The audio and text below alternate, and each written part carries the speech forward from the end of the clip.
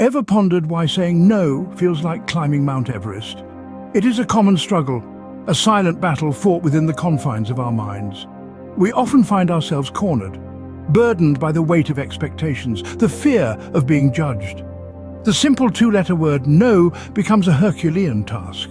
But here's a thought: what if it's not a weakness but a strength? The power lies not in the ability to always say yes, but in the courage to say no when it matters. Imagine for a moment you've been asked to take on another task at work. Picture this: you're already stretched thin, juggling several projects, and now your boss wants you to take on yet another task. It's a familiar scenario, isn't it? The immediate reaction might be to say yes, to keep the peace, to avoid confrontation, but what are the repercussions of this? Increased stress, potential burnout, and a growing resentment that can seep into every corner of your life. This is where the power of no comes into play. It may sound simple, but saying no can be surprisingly difficult, especially in a professional setting. We're often conditioned to believe that saying yes is the key to success. But the truth is, the inability to say no can lead us down a path of overwhelming stress and burnout. Now, let's contrast this with the benefits that come with the power of saying no. Firstly, it's about better time management. By saying no, you're taking control of your time, deciding what is worthy of your attention and what isn't. You're setting boundaries and making sure they're respected. Secondly, it increases self-respect.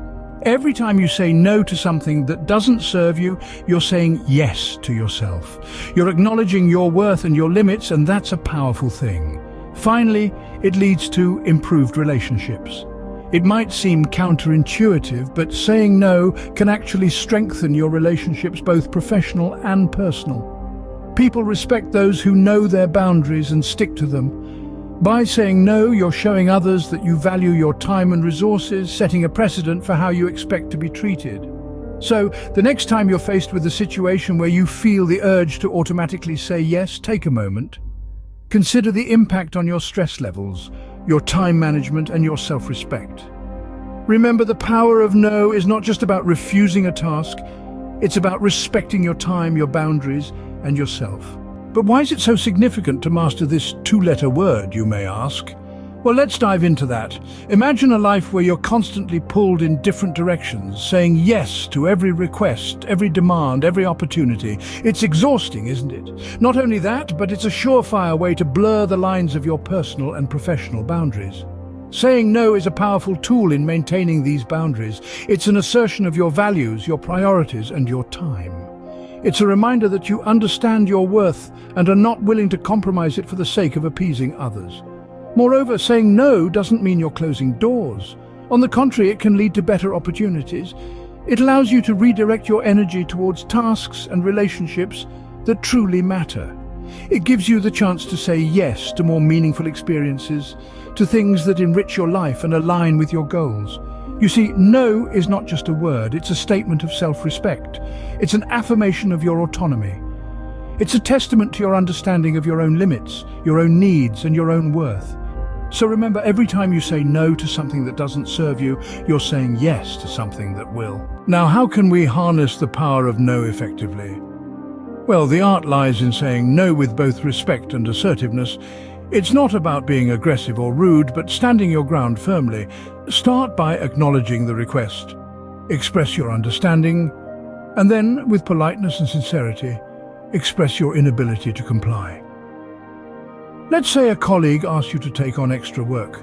You might respond, "I understand this project is important, but I'm currently fully committed and won't be able to give it the attention it deserves." Feeling guilty or fearing the consequences? Remember, saying no is an act of self-care and self-respect. It's about setting boundaries and prioritizing your needs. Be self-aware, understand your limits, and communicate them clearly. In essence, the art of no is about respectful assertiveness, clear communication, and self-awareness. It's a skill that takes practice, but it's one that can transform your personal and professional life. Remember, saying no doesn't make you a bad person, it makes you a smart person. In this brief journey, we've unlocked the power and importance of no. We've explored the challenge of saying it, confronted the fear and guilt associated with it. We've dived into the power of no, understanding its role in asserting boundaries and fostering respect. We've underscored its importance in maintaining balance and harmony in our lives. Finally, we've mastered the art of saying no effectively, with grace and firmness. So next time you find yourself in a situation where you need to say no, remember the power it holds and don't shy away from using it.